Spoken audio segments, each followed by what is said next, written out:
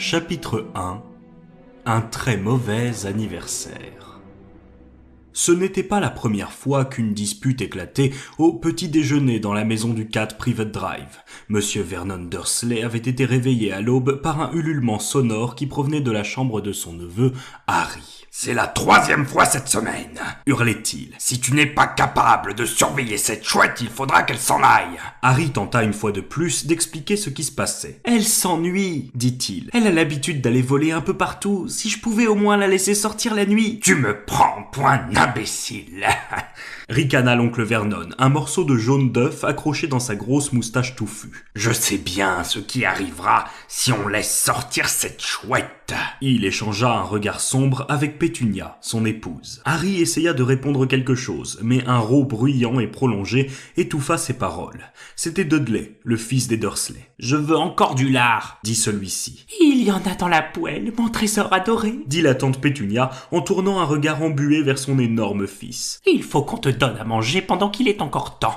Cette cantine du collège ne me dit rien qui vaille. »« Allons, Pétunia, c'est absurde, je n'ai jamais souffert de la faim quand moi-même j'étais au collège de Smelting !» dit l'oncle Vernon d'un ton convaincu. « Tu as assez à manger là-bas, n'est-ce pas, fiston ?» Dudley, qui était si gras que son derrière débordait de chaque côté de sa chaise, eut un sourire et se tourna vers Harry. « Passe-moi la poêle, dit-il. »« Tu as oublié de prononcer le mot magique, répliqua Harry avec mauvaise humeur. Cette simple phrase produisit un effet stupéfiant sur le reste de la famille. Dudley poussa un cri étouffé et tomba de sa chaise dans un grand fracas qui ébranla toute la cuisine. Madame Dursley laissa échapper un petit cri et plaqua ses mains contre sa bouche. Quant à Monsieur Dursley, il se leva d'un bond, les veines de ses tempes battant sous l'effet de la fureur. « Je voulais simplement dire s'il te plaît, précisa Harry d'un ton précipité. Je ne pensais pas du tout à... »« Qu'est-ce que je t'ai dit ?» tempêta son oncle en projetant sur la table un nuage de postillons. « Je ne veux pas qu'on prononce ce mot dans ma maison !»« Mais je... » « Comment as-tu pu avoir l'audace de menacer Dudley ?» rugit l'oncle Vernon en martelant la table de son poing. « J'ai simplement... » « Je t'avais prévenu.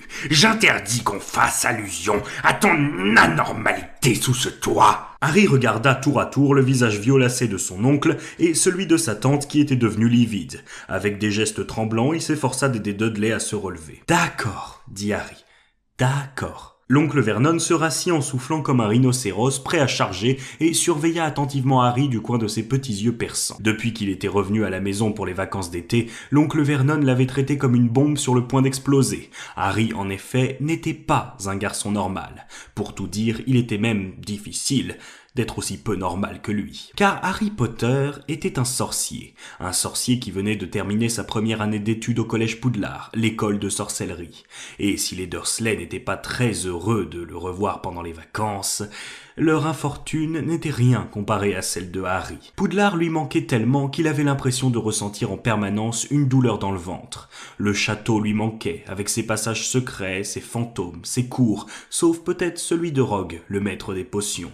Le courrier apporté par des hiboux, les banquets dans la grande salle, les nuits dans le lit à baldaquin du dortoir de la tour, les visites à Hagrid, le garde-chasse, qui habitait une cabane en lisière de la forêt interdite, et surtout le Quidditch, le sport le plus populaire dans le monde des sorciers. 6 buts, 4 balles volantes, 14 joueurs évoluant sur des manches à balai. Dès que Harry était rentré à la maison, l'oncle Vernon s'était empressé de ranger dans un placard sous l'escalier ses livres de magie, ses robes de sorcier, son chaudron, sa baguette magique et son balai haut de gamme, un Nimbus 2000. Peu importait aux Dursley que le manque d'entraînement fasse perdre à Harry sa place d'attrapeur dans l'équipe de Quidditch, et peu leur importait qu'il ne puisse pas faire ses devoirs de vacances. Les Dursley étaient ce que les sorciers appellent des moldus, c'est-à-dire des gens qui n'ont pas la moindre goutte de sang magique dans les veines. Pour eux, avoir un sorcier dans la famille représentait une honte infamante. L'oncle Vernon avait exigé que la cage d'Edwige, la chouette de Harry, soit cadenassée pour l'empêcher de porter quelque message que ce soit dans le monde des sorciers. Harry ne ressemblait en rien au reste de la famille. L'oncle Vernon était grand, avec une énorme moustache noire et quasiment pas de cou. La tante Pétunia avait un visage chevalin et une silhouette osseuse.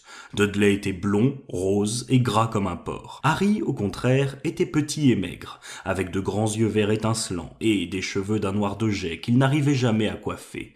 Il portait des lunettes rondes et une mince cicatrice en forme d'éclair marquait son front. Cette cicatrice faisait de Harry un être exceptionnel, même pour pour un sorcier.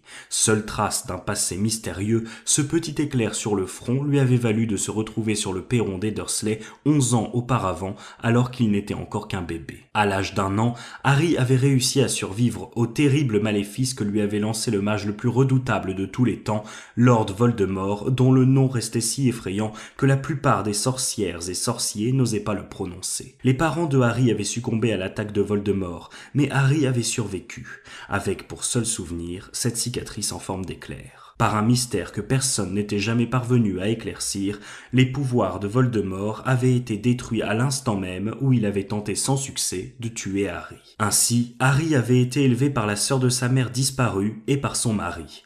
Il avait passé 10 ans chez les Dursley, en croyant ce que les Dursley lui avaient dit de ses parents, c'est-à-dire qu'il s'était tué dans un accident de voiture, et sans jamais comprendre pourquoi, sans le vouloir, il provoquait toujours d'étranges phénomènes autour de lui. Enfin, 1 an plus tôt exactement, le collège Poudlard lui avait écrit une lettre. La vérité lui avait alors été révélée et Harry avait pris sa place à l'école des sorciers où lui et sa cicatrice étaient déjà célèbres. Mais à présent, l'année scolaire était terminée et il était revenu passer l'été chez les Dursley où on avait recommencé à le traiter comme un chien qui aurait traîné dans un lieu malodorant. Les Dursley ne se souvenaient même pas qu'aujourd'hui était le jour du 12e anniversaire de Harry. Bien sûr, il ne s'était pas attendu à des merveilles, jamais les Dursley ne lui avaient offert de véritables cadeaux, encore moins de gâteaux, mais de là à l'oublier complètement. À cet instant, l'oncle Vernon s'éclaircit la gorge d'un air grave et dit « Comme vous le savez, aujourd'hui est un jour particulièrement important. » Harry leva la tête. Il osait à peine en croire ses oreilles. « C'est peut-être le jour où je conclurai la plus belle affaire de ma carrière. » dit l'oncle Vernon. Harry recommença à manger son toast. Bien sûr, pensa-t-il avec amertume. L'oncle Vernon parlait de ce dîner idiot qui devait avoir lieu le soir même. Depuis 15 jours, il ne parlait plus que de ça. Un riche promoteur immobilier et sa femme devaient venir dîner et l'oncle Vernon espérait décrocher une énorme commande. L'entreprise qu'il dirigeait fabriquait des perceuses et toutes sortes d'appareils pour faire des trous. « Je crois que nous ferions bien de revoir le programme une fois de plus, » dit l'oncle Vernon. « Nous devrons tous être à nos postes à 8 heures précises. Pétunia, tu seras... » Dans le salon, répondit aussitôt la tante Pétunia. Prête à recevoir nos invités avec la distinction qui s'impose. Bien, très bien. Et toi, Dudley ? J'attendrai près de la porte pour leur ouvrir dès qu'ils auront sonné. Il ajouta d'une voix fausse et maniérée. Puis-je me permettre de vous débarrasser de vos manteaux, monsieur et madame Mason ? Ils vont l'adorer, s'exclama la tante Pétunia avec ravissement. Excellent, Dudley, approuva l'oncle Vernon. Il se tourna alors vers Harry. Et toi ? Je resterai dans ma chambre en silence et je ferai semblant de ne pas être là, répondit Harry d'une voix monocorde. Exactement, dit l'oncle Vernon d'un ton mauvais. Je les conduirai au salon, je te les présenterai, Pétunia, et je leur servirai l'apéritif. À 8h15... J'annoncerai que le dîner est servi, dit la tante Pétunia. Et toi, Dudley, tu diras... Puis-je vous accompagner jusqu'à la salle à manger, madame Mason, dit Dudley en offrant son bras grassouillé à une dame invisible. Mon parfait petit gentleman, s'exclama la tante Pétunia avec émotion. Et toi, dit l'oncle Vernon d'une voix méchante en se tournant vers Harry. Je resterai dans ma chambre en silence et je ferai semblant de ne pas être là, répondit sobrement Harry. Exactement. Maintenant, nous devrions préparer quelques compliments à leur servir au cours du dîner. Une idée, Pétunia ? Vernon m'a dit que vous étiez un joueur de golf exceptionnel, monsieur Mason. Où donc avez-vous trouvé cette robe si merveilleusement élégante, madame Mason ? Parfait. Dudley ? Je pourrais dire, on avait une rédaction à faire à l'école sur notre héros préféré, monsieur Mason, et c'est vous que j'ai choisi. C'en était trop, à la fois pour la tante Pétunia et pour Harry. Madame Dursley fondit en larmes en serrant son fils contre elle, tandis que Harry plongeait sous la table pour cacher son fou rire. Et toi, mon garçon ?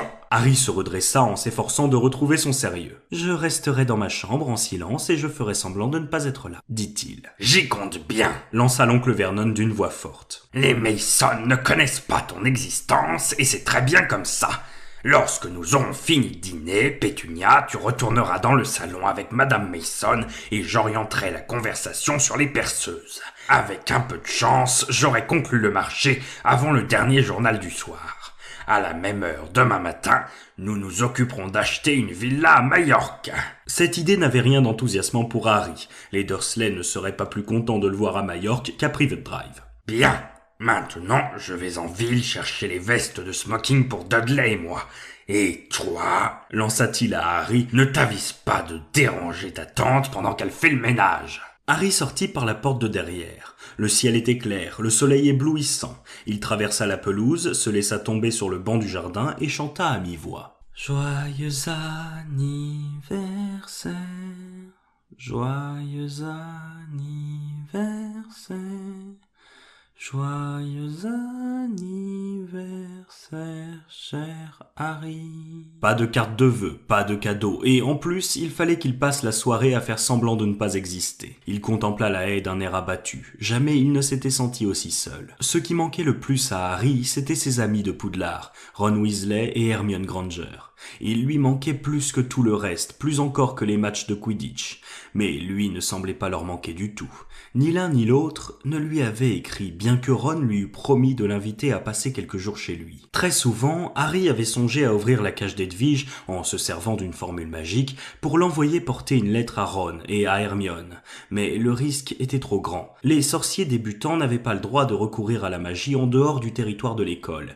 Mais Harry n'en avait rien dit aux Dursley. Seule la terreur d'être changé en scarabée bousier les retenait de l'enfermer lui aussi sous l'escalier, dans le placard où était rangée sa baguette magique et son balai. Les 15 derniers jours, Harry s'était amusé à marmonner des mots sans suite en regardant Dudley s'enfuir aussi vite que pouvaient le porter ses grosses jambes dodues. Mais le long silence de Ron et d'Hermione l'avait tellement coupé du monde de la magie qu'il en avait même perdu le goût de faire des farces à Dudley.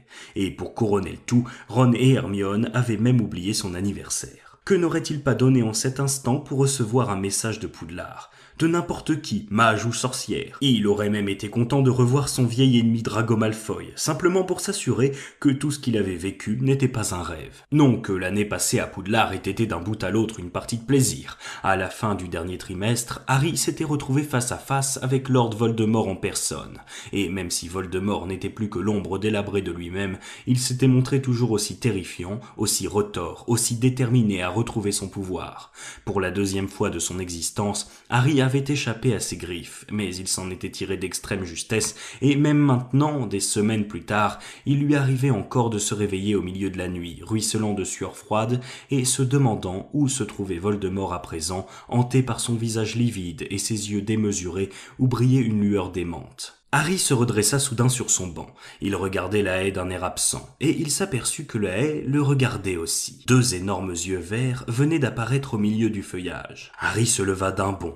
Au même moment, une voix moqueuse retentit à l'autre bout du jardin. « Je sais quel jour on est !» chantonna Dudley qui s'avançait vers lui en se dandinant. Les énormes yeux disparurent aussitôt. « Quoi ?» dit Harry sans cesser de fixer la haie. « Je sais quel jour on est !» répéta Dudley en s'arrêtant devant lui. « Bravo, tu as enfin réussi à apprendre les jours de la semaine !» répliqua Harry. « Aujourd'hui, c'est ton anniversaire !» lança Dudley d'un ton méprisant. « Comment ça se fait que tu n'aies reçu aucune carte ? Tu n'as pas d'amis dans ton école de zigoto ? Il vaudrait mieux que ta mère ne t'entende pas parler de mon école, dit froidement Harry. Dudley remonta son pantalon qui glissait sur son gros derrière. Pourquoi tu regardes la haie ? Demanda-t-il d'un air soupçonneux. Je suis en train de me demander quelle serait la meilleure formule magique pour y mettre le feu, répondit Harry. Dudley recula en trébuchant, son visage gras déformé par la terreur. Tu n'as pas le droit.